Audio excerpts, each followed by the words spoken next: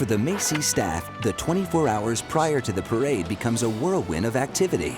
25 floats, 44 balloons, and dozens of push floats line up and make their journey from the Hoboken studio to Manhattan's Upper West Side. The entire line of floats has to go through the Lincoln Tunnel the night before Thanksgiving.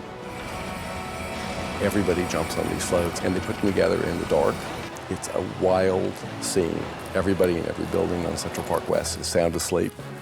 But the guys are outside crunching on these things, putting the head on the turkey, folding down the sides of the floats, bolting everything together, making sure everything's going to work animation-wise. Okay, everyone, orange team, we're going to be bringing the ice cream cone onto the top. Balloon inflation was originally done in the early morning hours before the parade, a show enjoyed by only a handful of devoted balloon fans. It was the best kept secret in New York that this fabulous event was happening, but nobody knew it.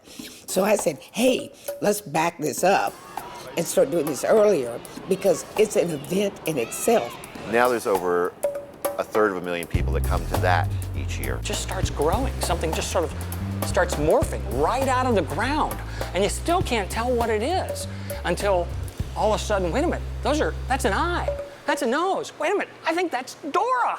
And you see it come to life, and it's gigantic. Back on the parade route, sunny skies greet the big balloons as they continue their march down Broadway. You're gonna have to shift the whole thing this way a little bit. At the same time, inflation crews rush down to Herald Square. Instead of releasing these larger-than-life characters, crews will now deflate the balloons and pack them up for next year.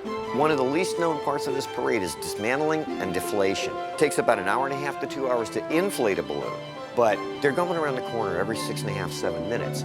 You literally have to line these up and land balloons 3 at once. And yet, to do that right, oh, what a sense of pride. Tired but satisfied, crews break down floats and roll up balloons, readying themselves for the trip back to the Hoboken studio.